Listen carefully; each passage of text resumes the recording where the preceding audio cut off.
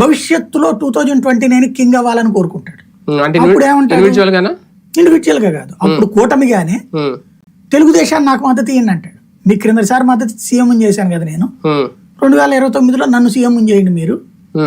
ఇప్పుడు మీ పర్సంటేజ్ పరంగా చూస్తే మీకు వచ్చింది 42, మీరు గెలిచింది పర్సంటేజ్ తక్కువ నాకంటే కూడా అంటాడు.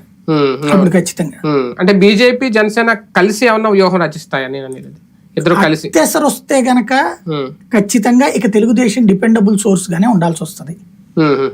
బీజేపీ అధినాయకత్వం ఇన్వాల్వ్ అవుతుంటది, ఎక్కడ ఎప్పుడు చెక్ పెట్టాలో పెడతా ఉంటుంటది. తెలుగుదేశం వాళ్ళని ఇటు చేర్చుకునేటటువంటి ఉన్న ఆశ్చర్యపోనక్కర్లేదు.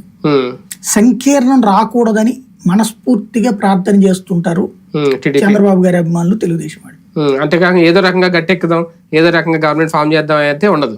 గవర్నమెంట్ ఫామ్ చేయాలి, బాబు గారికి ఫుల్ మెజారిటీ అదే సంకీర్ణం ద్వారా ఫామ్ చేయాలన్న కోరిక ఆశ అయితే ఉండదు టీడీపీకి. రైట్.